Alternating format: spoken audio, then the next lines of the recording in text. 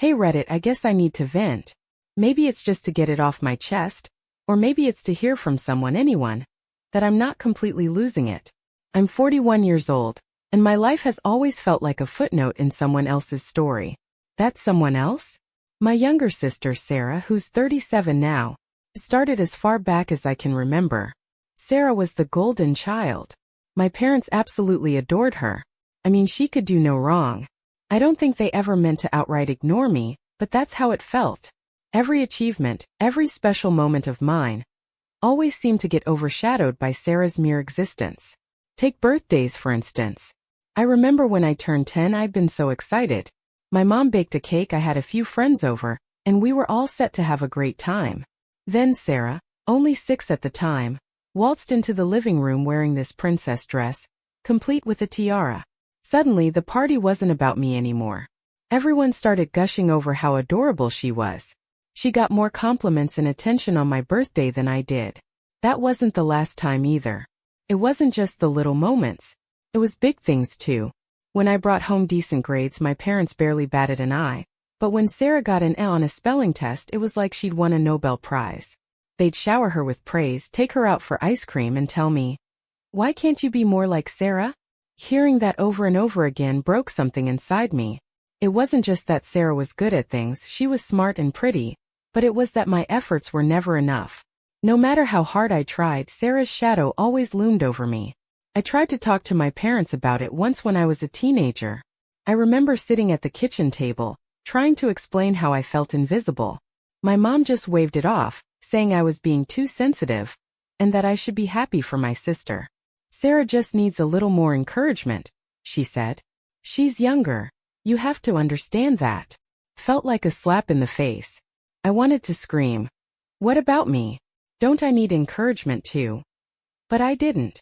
I just nodded and went back to my room, feeling even more alone. As the years went on, the pattern continued. Sarah was always the star. In high school, she got into all the clubs, made prom court, and won awards. Meanwhile, I kept my head down, trying to stay out of the way. I thought maybe once we were adults, things would change. Maybe we'd grow closer as sisters, or at least I'd finally get out of her shadow. But life has a way of proving you wrong. Even now at family gatherings, it's always Sarah this and Sarah that. She's the successful one with the big house, the fancy car, and the perfect family. And me? I feel like an afterthought. It's like my life doesn't matter as much because I'm not living up to the impossible standard she set just by existing. I don't hate her though. That's the thing. I don't even think it's her fault. She's just being herself. It's my parents who set this whole dynamic in motion. And now at 41, I'm wondering if I'll ever get out of this cycle or if I'm doomed to always feel like the second place prize no one really wanted. Anyway, thanks for reading this far. I'm not sure what I'm looking for here. Maybe advice, maybe just someone who gets it. Does it ever get better? Or am I stuck with this feeling forever? I posted here a little while ago about growing up in my sister Sarah's shadow. Thanks to everyone who read and commented, it meant a lot. Writing that first post was like pulling a cork out of a bottle. And now all these memories are flooding back. Feels good to get it out, so I wanted to share more about how things spiraled when we got older. When we hit our teenage years, Sarah's star really started to shine. At school, she was the girl, popular, talented, gorgeous, and naturally charming. Everyone wanted to be her friend, and guys practically tripped over themselves to get her attention. Meanwhile, I just existed. I wasn't ugly or awkward, but compared to Sarah, I may as well have been invisible. While Sarah had her pick of any group, I always struggled to find my place. I had a few close friends, but we were the quiet, artsy types who stayed under the radar. I liked drawing and writing poetry, but those weren't exactly things that got you noticed in high school. Sarah, on the other hand, was always front and center, class president, cheer squad, homecoming court. You name it, she did it. And the more she excelled, the more our parents piled on the comparisons. Why don't you join more clubs like Sarah? Or, you should really take notes from your sister on how to put yourself out there. It was exhausting. I couldn't win. The few times I did something I was proud of, like getting a part-time job at the local library or getting a B+ in a tough math class, it barely registered. Sarah aced her classes without trying, so my achievements seemed trivial in comparison. And then there was the whole love life thing. I had a huge crush on this guy, Ryan, during my junior year. He was sweet, kind of nerdy, and we'd bonded over our shared love of sci-fi movies. We weren't exactly close, but I felt like we were getting there. I'd even worked up the courage to invite him to a group movie night. It was the first time I thought, maybe this is my chance to have something that's mine, something Sarah can't overshadow. But guess what? That dream crashed and burned pretty fast. A couple of weeks later, Sarah and Ryan showed up at our house together. She'd apparently run into him at a coffee shop, and, in her usual effortless way, charmed him into asking her out. She had no idea I liked him, and I couldn't bring myself to tell her. What was the point? Even if she had known, it wasn't like she did it on purpose. She just had that effect on people. Watching them together was gut-wrenching. They didn't date for long, maybe a couple of months, but it was enough to leave me feeling completely crushed. I kept telling myself it wasn't her fault, that Ryan made his own choice, but deep down, it still hurt like hell.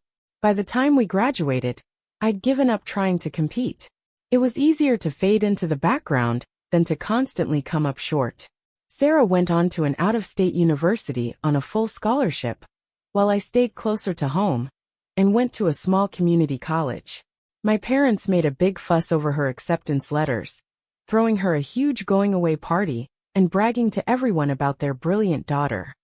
When it was my turn to leave for school, it was barely a blip on their radar. Looking back, I wonder if I should have fought harder to stand out, to carve out my own space. But honestly, it felt like a losing battle. Sarah's light was so blinding, I didn't see the point in even trying to shine.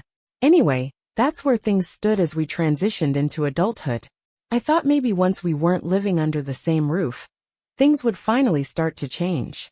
Spoiler alert, they didn't. Thanks again for listening, Reddit. Writing this is strangely therapeutic. If you've ever felt overshadowed by someone in your life, I'd love to hear how you dealt with it. Maybe it'll help me figure out how to finally move past this. I'm back again. Writing these posts is becoming a kind of therapy for me, even though reliving it all feels like ripping off old scabs.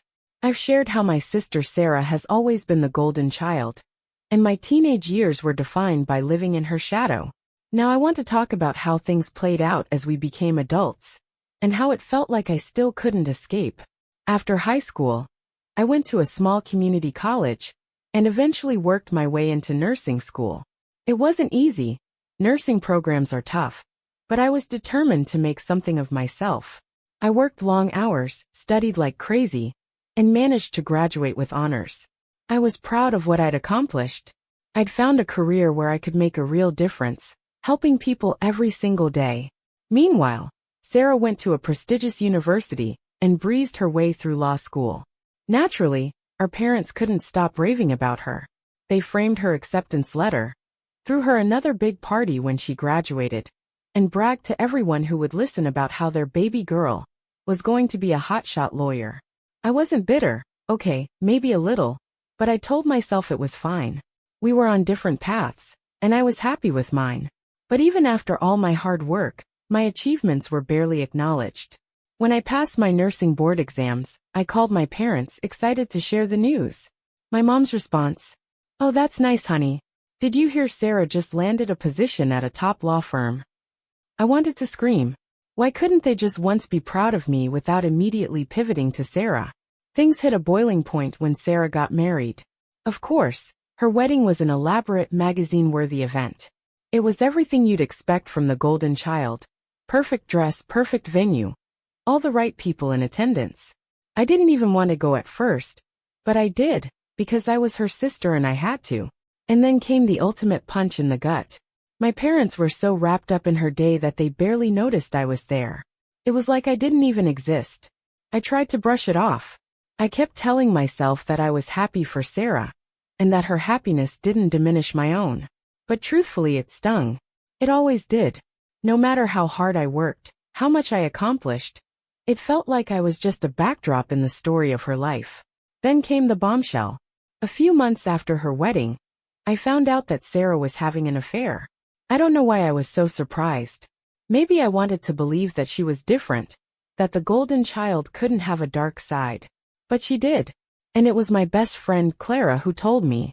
Clara had been a bridesmaid at Sarah's wedding, and had seen things firsthand that made her suspicious.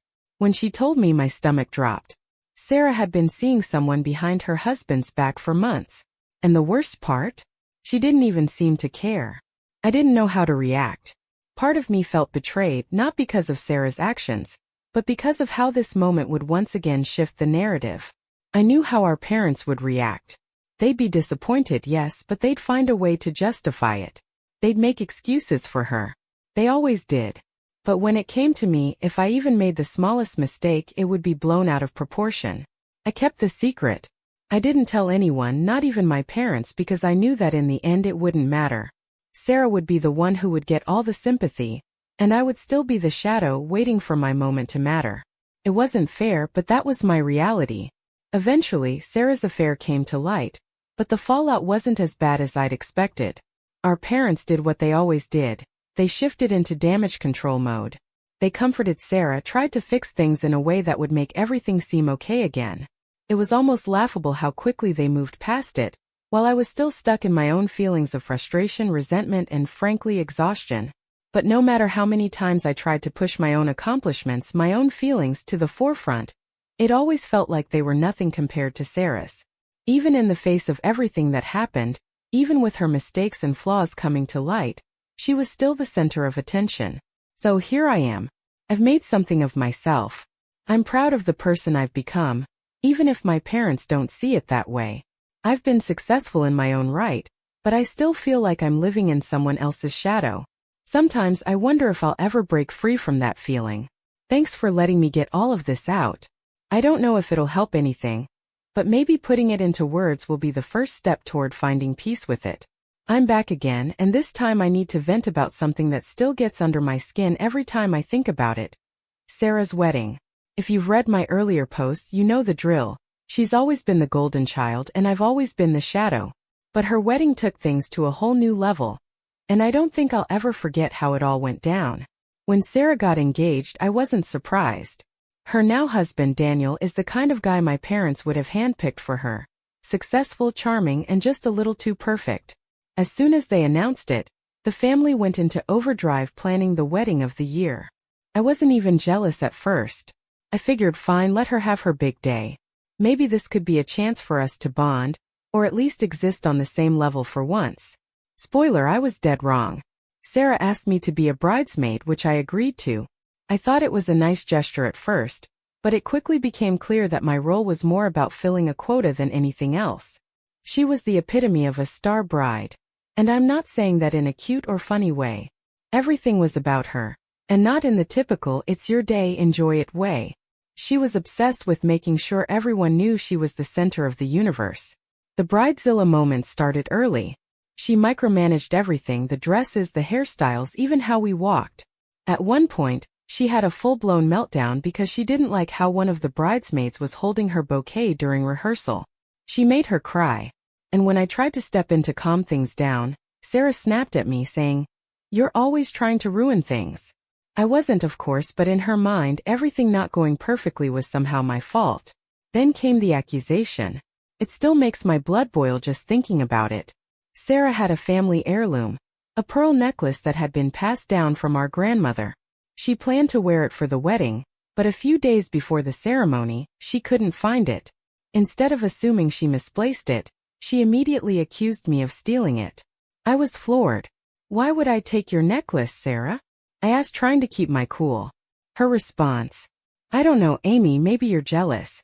You've always been jealous of me." Jealous? Sure, I felt resentment and frustration over the years, but stealing from her? That wasn't me. I was heartbroken that she'd think I was even capable of something like that. She ranted to anyone who would listen, turning our parents and the entire bridal party against me for days. I felt humiliated, and there was nothing I could do to prove my innocence. The day before the wedding, she found the necklace. It had fallen behind her dresser. She didn't even apologize. All she said was, "Oh, I guess I was wrong." Like it was no big deal. I wanted to scream to make her acknowledge the damage she'd done, but I knew it wouldn't make a difference. Sarah would never admit she was wrong, and my parents would never hold her accountable. On the actual wedding day, I felt like a ghost.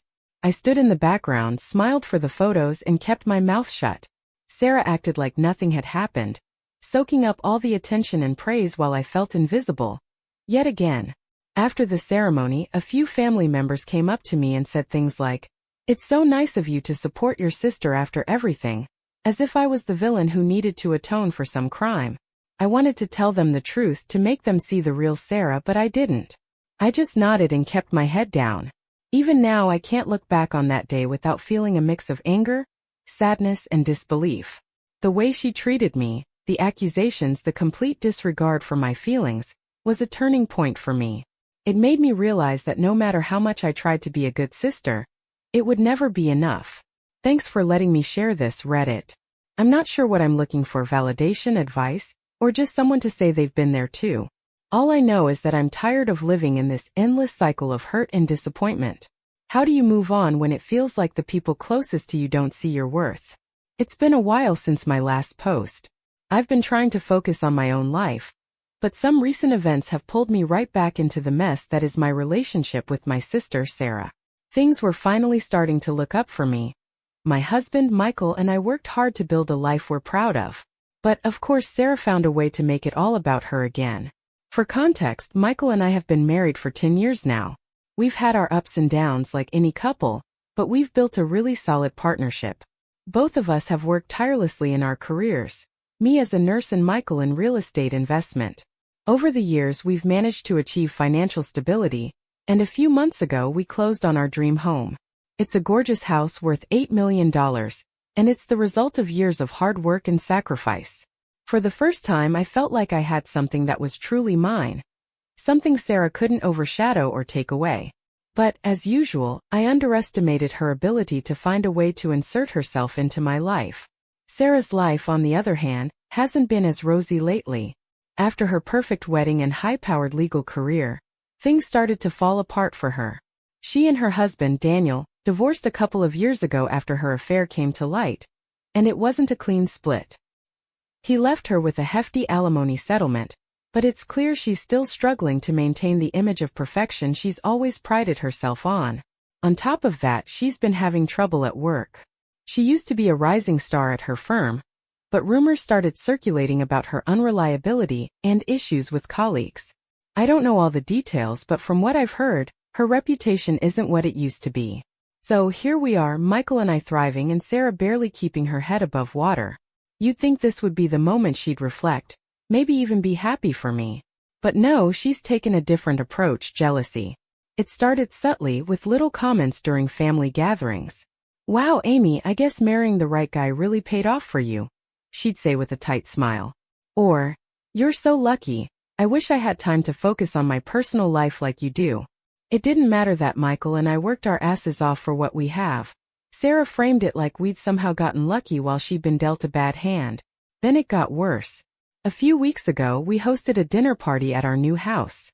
I invited Sarah because, despite everything, she's still my sister, and I wanted to give her the benefit of the doubt. She showed up late, dressed to the nines, and spent most of the evening monopolizing Michael's attention. She laughed at all his jokes, kept touching his arm, and even complimented his impressive taste in women. It was uncomfortable, but I told myself I was reading too much into it. But then, Michael told me something that made my stomach drop.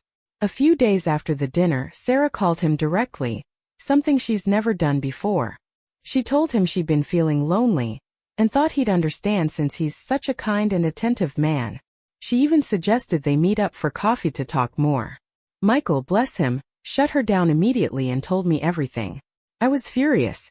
I confronted Sarah, asking her what the hell she thought she was doing.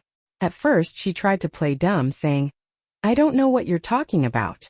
When I told her Michael had told me everything, she got defensive. "Oh, come on, Amy," she said, rolling her eyes. "It was just a friendly chat. You're being so insecure." Insecure? I was livid. I told her she was crossing a line, and she needed to stay away from my husband. She smirked and said, "Relax, I'm not interested in your precious Michael. I was just being nice." That was the breaking point for me. I've put up with years of her trying to one-up me, belittle me, and make me feel like I don't matter. But going after my husband? That's a whole new level of low. Michael has been amazing through all of this. He reassured me that he has no interest in Sarah and that he's 100% on my side. But it still hurts to see my sister stoop so low. I've always wanted a better relationship with her. But at this point, I don't know if that's even possible.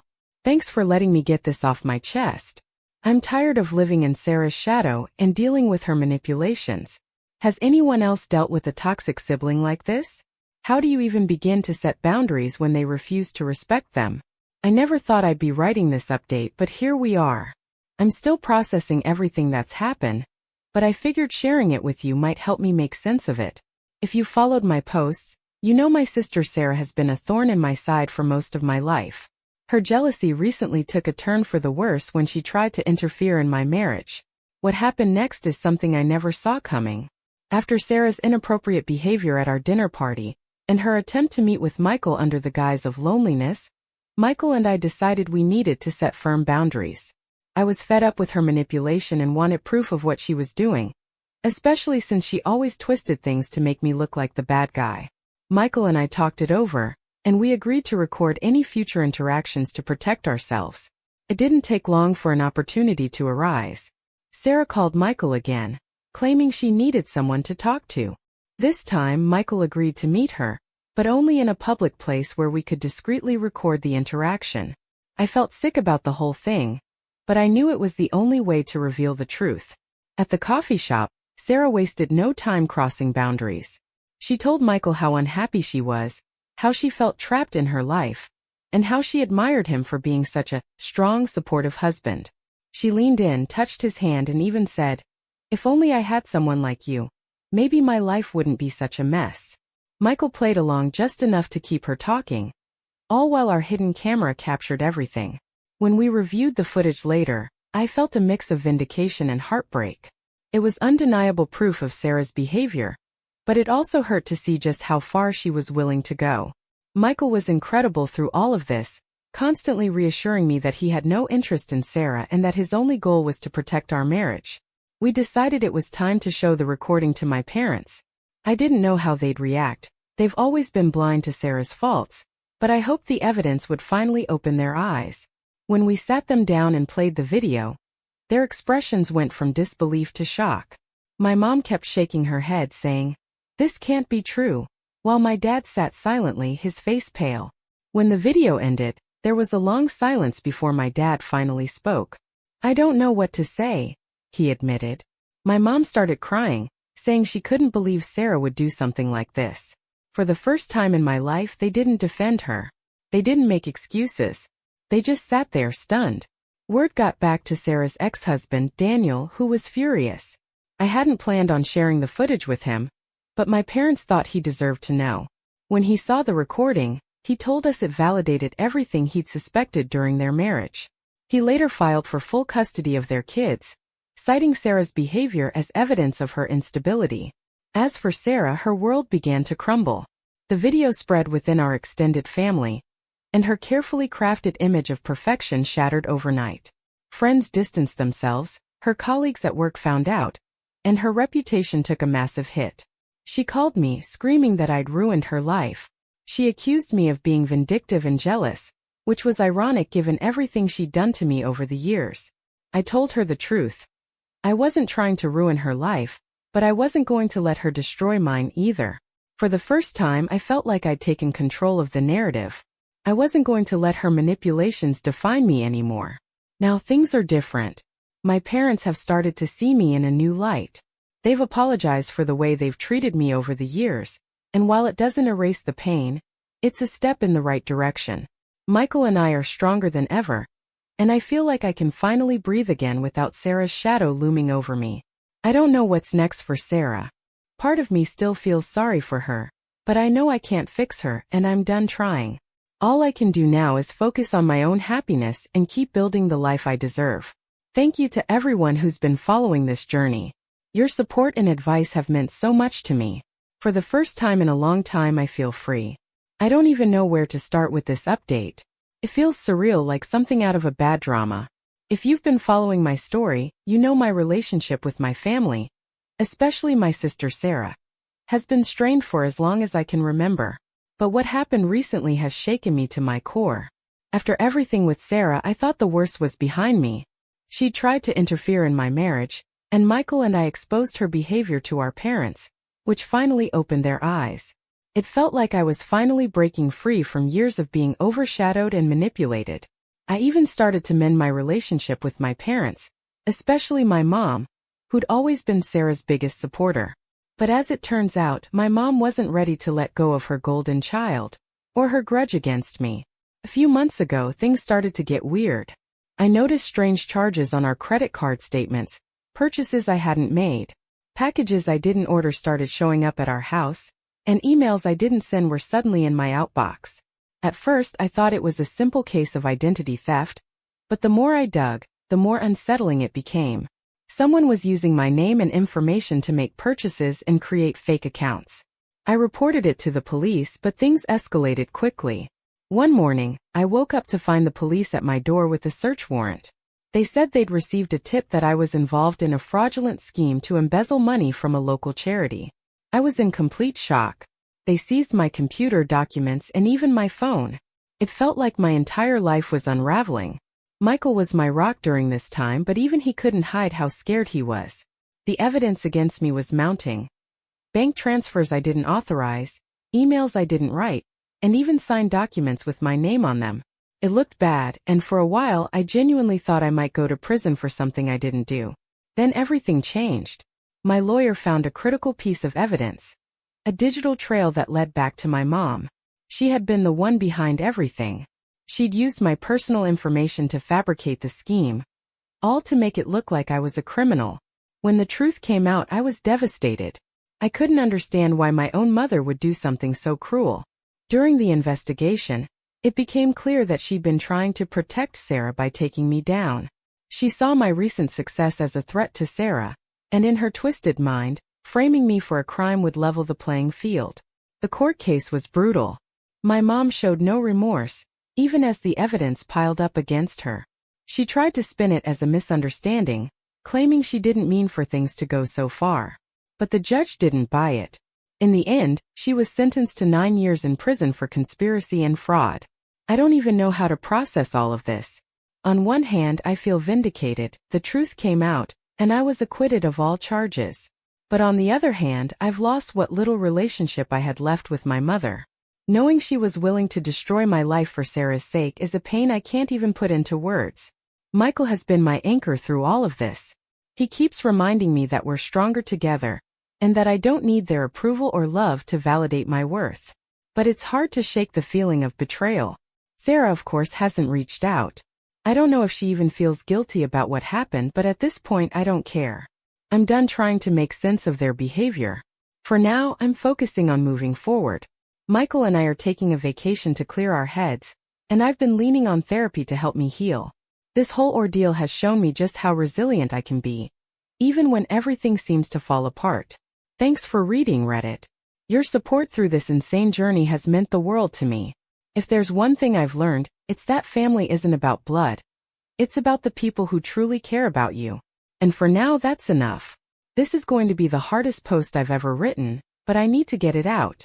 If you've been following my story, you know my life has been a roller coaster of betrayal and hurt, mostly thanks to my family, especially my mom and sister, Sarah. After years of being overshadowed, manipulated, and even framed for a crime I didn't commit, I thought the worst was behind me. I was wrong. A few months ago, my mom was released from prison. She'd served 6 of her 9 years for conspiracy and fraud after trying to frame me for embezzlement. I'd hoped her time behind bars would give her a chance to reflect, maybe even soften her anger toward me. But instead, it only seemed to fuel her hatred. I knew she was out, but I didn't expect her to contact me, and she didn't, not directly. Instead, I started noticing strange things again. Like someone following me in public or a car parked outside my house for hours. I told myself I was being paranoid, that I'd been through so much it was making me hyper-aware. But deep down, I think I knew something was wrong. One afternoon, Michael and I decided to take a walk in the park near our home. It was a beautiful day, and I wanted to clear my head. As we were walking, I noticed someone in the distance. A woman wearing a hooded sweatshirt. She was pacing near a bench, and something about her felt off. I mentioned it to Michael, but he said it was probably nothing. As we walked closer, the woman suddenly turned toward us. My heart dropped when I recognized her. It was my mom. Before I could process what was happening, she pulled out a gun and pointed it at me. Everything after that is a blur. I remember Michael shouting, telling me to get down. I remember hearing the crack of a gunshot and feeling a sharp burning pain in my side. People in the park started screaming and running as I collapsed to the ground. Thankfully, an off-duty police officer happened to be nearby and tackled my mom before she could fire again. Michael was by my side trying to stop the bleeding, shouting for someone to call 911. I could see the panic in his eyes, but he kept telling me, "You're going to be okay, Amy. Stay with me." The next thing I knew, I was in the hospital. I'd been shot in the abdomen, and the bullet had caused significant damage. The doctors said I was lucky to be alive. I needed surgery and spent weeks recovering, but I survived. As for my mom, she's been sentenced to life in prison without the possibility of parole. This time there's no chance of her getting out. The court didn't take her actions lightly, especially given her history with me. Even now, I'm struggling to wrap my head around everything. How did it come to this? How could my own mother hate me so much that she'd try to take my life? The physical pain is slowly fading, but the emotional scars feel like they'll never heal. Michael has been my rock through it all. He's stayed by my side, helping me through every step of my recovery. I've also started seeing a therapist to deal with the trauma, but it's going to be a long road. As for Sarah, she sent a text once she heard about the shooting. All it said was, "I'm sorry about what happened. Hope you're okay." That was it. No calls, no visits, nothing. I guess I shouldn't have expected anything different, but it still stings. I don't know what's next for me, but I do know I'm done letting my family's toxicity control my life. I'm going to focus on healing, both physically and emotionally, and building a future with Michael. For so long, I let their actions define me, but not anymore. Thank you to everyone who's been following my story and offering support. You've helped me more than you'll ever know. If I've learned anything through this, it's that family isn't always the people you're born with. It's the people who stand by you, no matter what. And for that, I'm grateful. This will be my final update. It's been a long, painful road, but I finally feel like I'm reaching the other side. After everything that's happened, the betrayals, the lies, and even the unimaginable attacks, I'm finding my way to peace.